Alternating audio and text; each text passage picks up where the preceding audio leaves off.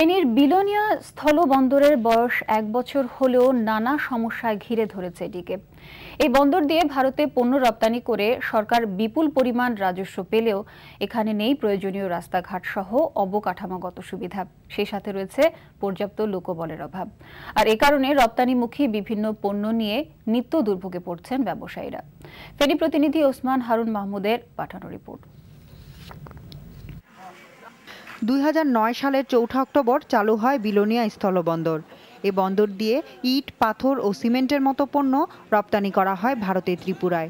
কিন্তু ফেনী থেকে বিলোনিয়া বন্দর পর্যন্ত ২৫.৫ কিলোমিটার সড়কের প্রায় পুরোটি খানাখন্দে ভরা।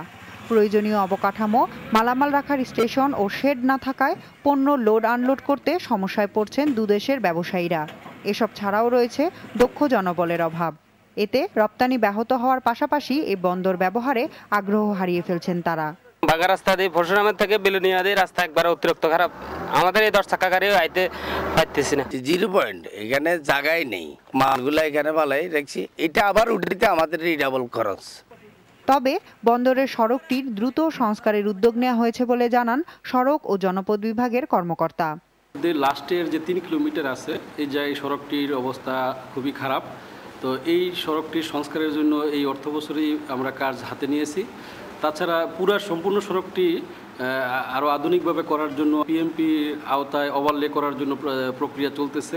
এদিকে অবকাঠামো নির্মাণে প্রয়োজনীয় ব্যবস্থা গ্রহণ করা হয়েছে বলেও আশ্বাস দেন জেলা প্রশাসক।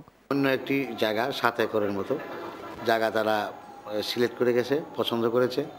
সেটি প্রক্রিয়াধীন আছে স্থলবন্দর কর্তৃপক্ষের কাছে।